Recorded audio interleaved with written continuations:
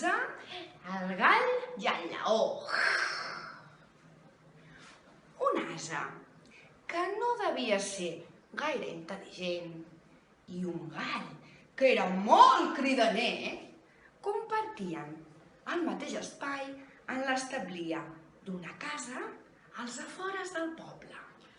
Una vegada hi va passar un lleó, que feia molts dies que no havia tastat res i, per tant, buscava alguna cosa de menjar. De fora estant, va veure l'ase i va pensar que amb aquell animal podria fer un bon tiberi. Tot decidit, doncs, va entrar dins de l'establia amb el propòsit ferm de matar aquell animal i menjar-se'l allí mateix.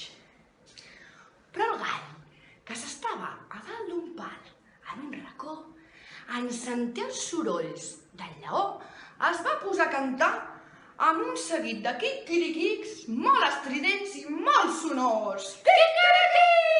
Quiquiriquí! Diuen, i és una cosa generalment admesa, que el cant dels galls espanta els lleons que són més valents. El cas és que aquell lleó, en sentir aquells quiquiriquics que a ell li van semblar tan agressius, es va espantar de tal manera que es va oblidar dels bistecs del ruc i va arrencar a córrer. Podes, ajudeu-me! Aleshores, l'ase, el pobre infeliç, veient com el lleó corria, es pensava que era d'ell que tenia por.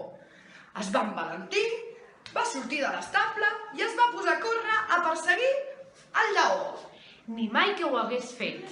Quan el lleó, un tros lluny, es va adonar de qui era qui l'esmpaitava, el va esperar, se li va llançar al damunt, el va matar i se'l va menjar allí mateix.